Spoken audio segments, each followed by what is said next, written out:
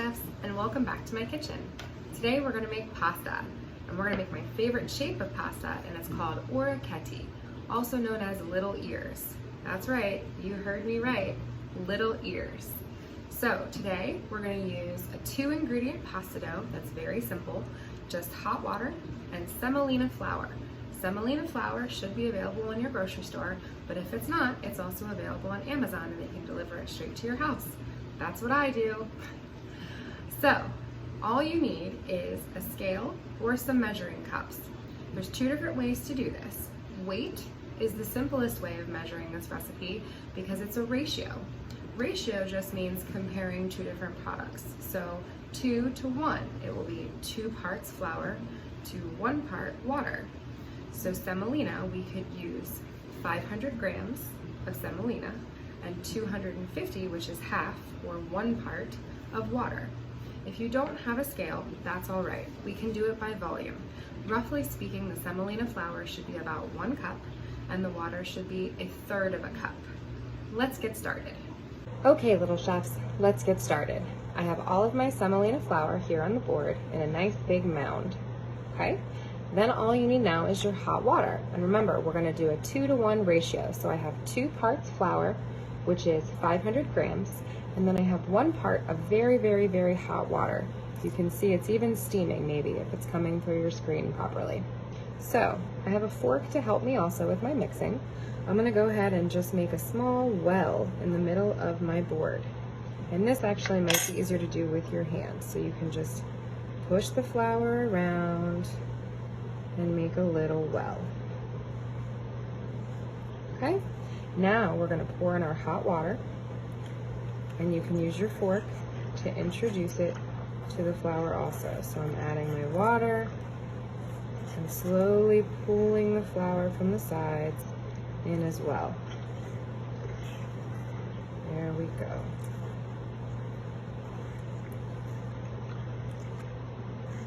Okay. Don't be scared, little chefs. This is the fun part. You get to make a little bit of a mess. All right. Now that my flour is mostly combined in the middle, I can put my fork aside and you can actually push your flour in as well and start to push. Don't be afraid to get your hands dirty, little chefs.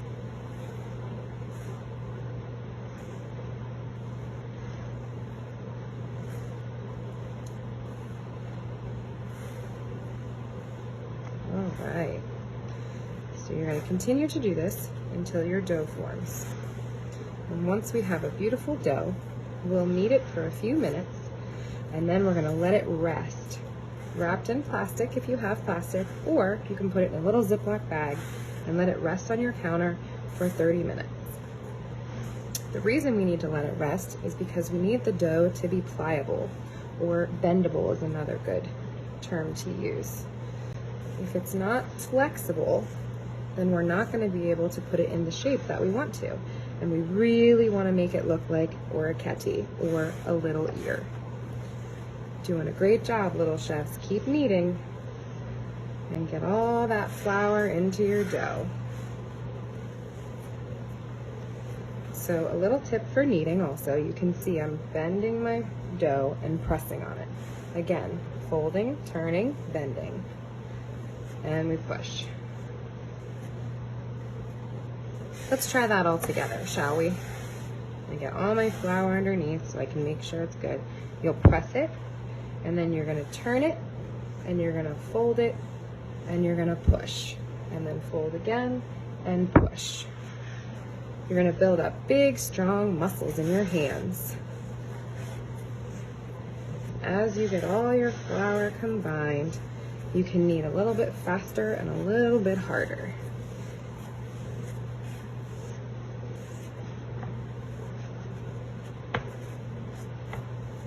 How we doing, little chefs? Getting strong? I think you're all getting very strong. All right. I think we're pretty good. Again, I will just press it maybe 1 or 2 more times, give it one more knead, and I think we're good. So we'll make a little ball, and now we're ready to put it in a Ziploc bag and let it relax for 30 minutes. Okay, little chefs, our dough is relaxing. We're almost ready to roll it out. So I went ahead and put a big pot of boiling water on. So there's something that's really fun and easy to remember, and I want you to memorize the phrase, salty like the sea. That's how pasta water should always be whenever you're cooking dry or fresh pasta. It's an opportunity for the pasta to get seasoned. So remember, salty like the sea. We're going to take some salt and add it into our water, and then we'll give it a stir, and we're going to taste it. It should taste like ocean water, salty like the sea. So with a clean spoon, I'm going to give it a stir so that my salt dissolves, and then I can go ahead and taste that water. Just take a little bit of water and taste it. Tastes salty like the sea to me. We are ready to roll out our dough. And a friendly reminder, little chefs, if you taste your water using your spoon and it's not salty enough and you need to add more salt, you should always discard this spoon and start with a new one, or wash this spoon and use it again. But don't ever taste something and put it back in the pot, because we call that contamination.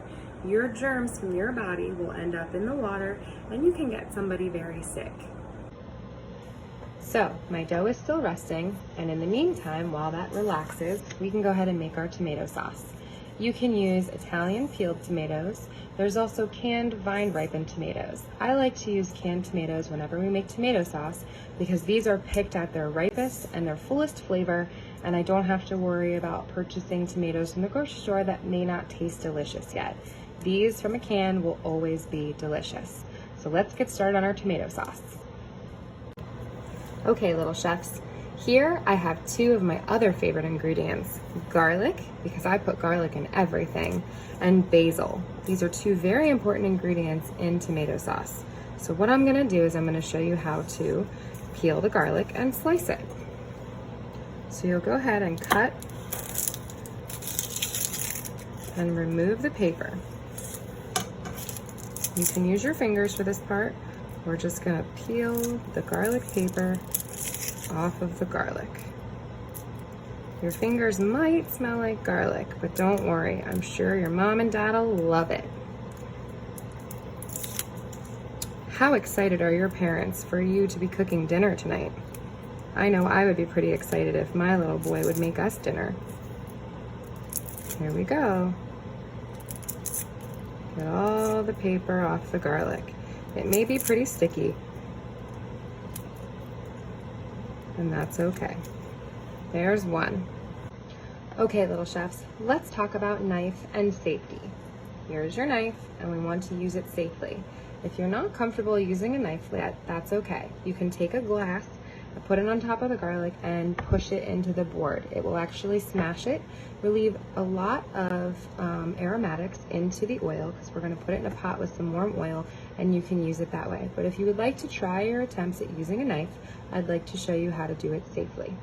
The first thing you need to know about knife safety is you always want to make sure the blade is pointing down or out, away from your body. You should never hold something with a sharp edge towards you. That's very dangerous. So you're going to take your right hand, if you're right-handed, and pinch with your finger and your thumb.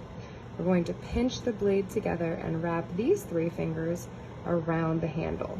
So this then becomes an extension of my arm. Notice how my wrist is straight and my form is all straight. This is an extension of my arm now, and it's very safe. If I do not do that and I hold the handle, it is very possible that my wrist will get tired, and as I'm cutting up and down, it's possible that my hand will fall outwards and the knife will end up coming towards my hand or my body, which is very sharp and a little bit dangerous. So again, pinch with your pointer and thumb fingers together, wrap your 3 fingers around this handle, and it becomes an extension of your arm. This is how a proper professional chef holds a knife. So now we'll go to our garlic, and you're going to use your left hand like a claw. So you're going to hold the product, and your middle finger this knuckle here is what's going to touch the side of the knife, nowhere near the blade, mind you, little chefs, but on the side of the knife. So you'll hold this and you will push your knuckle towards the knife, and you will use that as a guide, and you will slice back and forth using the tip to the heel of the knife. Beautiful. And again, little chefs, if we're not comfortable with a knife yet, that is okay. You can take a glass and smash it. Let's show you that now. For those of you who aren't ready for knife safety yet, here is a little jar or a glass. A drinking glass works also. You'll use the bottom and you'll just push on top of the garlic and you'll smash it. This will give you just as much flavor and it will cook in your tomato sauce and be delicious. Do this one also. Great job, little chefs. Now that my smashed garlic and or sliced garlic is ready, you can start picking the leaves off the basil. And don't forget these little baby leaves also, because they all have flavor. The only thing you would like to avoid is having big pieces of stems, such as this. Go ahead and pinch that off, and we'll discard that. So pick all your leaves of basil, and let's get started with sauteing our garlic and making our tomato sauce. Dinner's almost ready. We have our pot ready. I turned the heat on. We're gonna add a little bit of olive oil. And this is the best part about cooking. You don't need a recipe. Drop in your garlic and you're gonna hear it sizzle. Great job. Okay, little chefs, our garlic is sauteing and we're ready to add the tomatoes.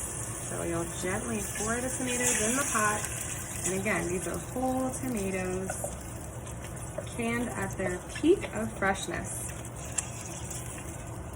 Tomato sauce might be one of my favorite things to make just because I never follow a recipe, and you don't have to either. You can add all sorts of things to your tomato sauce. I like a lot of garlic and some people don't, so I just keep adding garlic until it makes me feel good. You can do the same thing in your home. We're gonna simmer this now until the tomatoes start to break down. You can use your spatula also and start cutting the tomatoes up in littler pieces. Once this comes up to a simmer, we'll add some salt and toss in our basil. Other ingredients you could add are chili flakes and Parmesan and possibly a little bit more olive oil if you're comfortable with that as well. Great job, little chefs. Dinner's almost ready. We are ready to make pasta. Here we go. Let's unwrap our dough, which has been relaxing or chillaxing for about 30 minutes.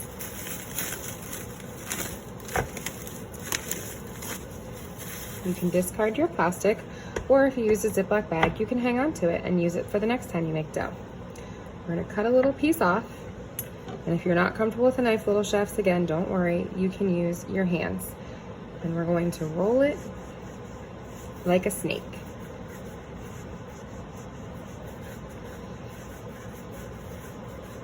All right, now, you can take a butter knife if you're more comfortable with that, or you can use your chef's knife, and you're going to cut it in little pieces. Think about the thickness of maybe your pinky finger. And I'm pretty comfortable with a knife, little chef, so I'm gonna go ahead and use my knife.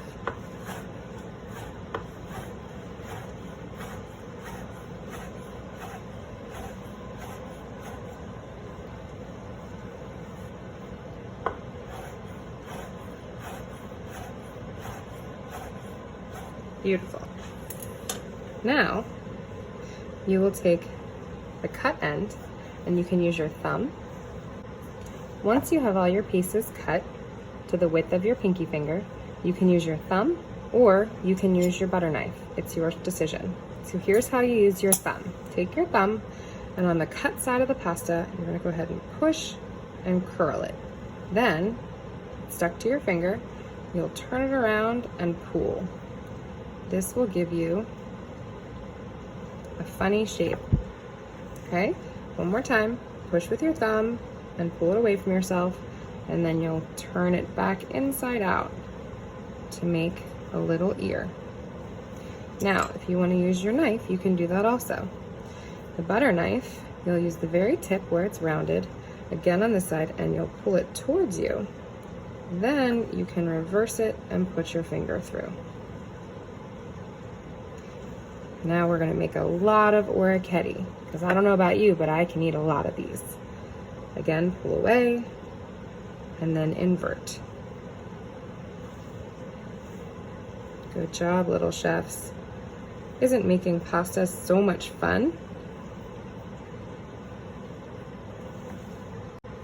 Once you have all your pieces cut to the width of your pinky finger, you can use your thumb or you can use your butter knife. It's your decision. So here's how you use your thumb. Take your thumb, and on the cut side of the pasta, you're gonna go ahead and push and curl it.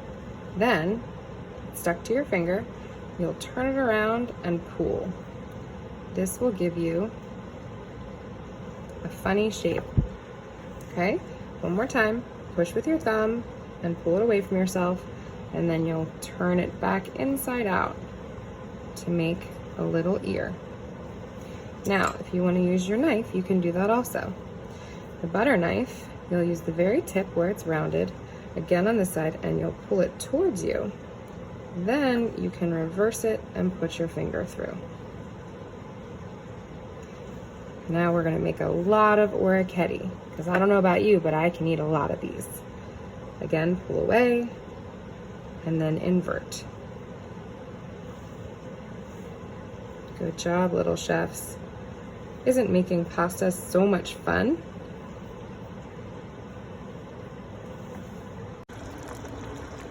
Okay, little chefs, our tomatoes are simmering, so now you're gonna go ahead and add in all of your basil. And again, it depends how much you like. I like a lot of basil. Stir that in and continue to let simmer. Another phrase I'd like you to remember is season as you go. That means you're gonna add salt throughout the cooking process. So I'm gonna sprinkle in a little bit of salt and give that a stir. The other phrase you can remember is taste as you go. So you'll grab a spoon and give it a taste. I think it needs more salt, so I will discard my dirty spoon.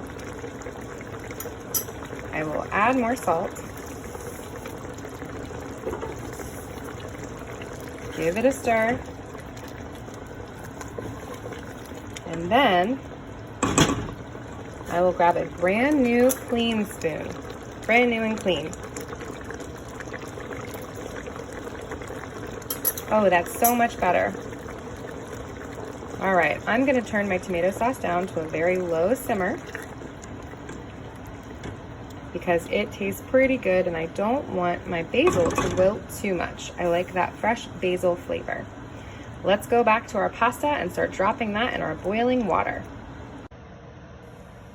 Okay, little chefs, our water is boiling and we're ready to put the pasta in. Here we go.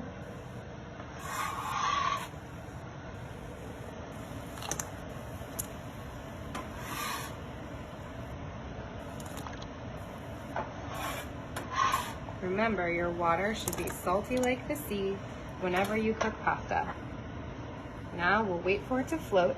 We're gonna count to 30 and then our pasta is finished. Fresh pasta cooks much faster than dry pasta. So dinner is almost ready. Okay, little chefs, we see our pasta is boiling, so let the countdown begin. 30, 29, 28, 27, 26, 25, 24, 23, 22, 21, 20, 19, 18, 17, 16, 15, 14, 13, 12, 11, 10, 9, 8, 7, 6, 5, 4, 3, 2, 1. Dinner's ready. Let's get it out and put it in our saute pan.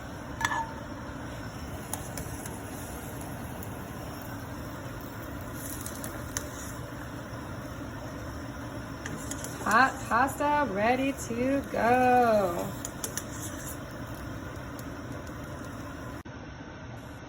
Okay, little chefs, now all that's missing is our tomato sauce. So scoop your tomato sauce out of your pot and into your pan, and you can add whatever remaining ingredients you would like for your dinner. If you want to toss the pan, I can teach you how to do that also. You're gonna use the pan, see how it's curved? And you're going to flip the pasta. You throw the pan very close or very hard forward and then flip the pasta over. Okay, little chefs, now we can plate our dinner. Go ahead and take a spoon and you're going to tilt the saute pan and get all of your pasta into your big bowl. Add your spoon. And now you can top it with whatever you like on your pasta. I like Parmesan cheese and basil. So I'll pick my leaves and give myself a little sprinkle. Dinner is served. Yum.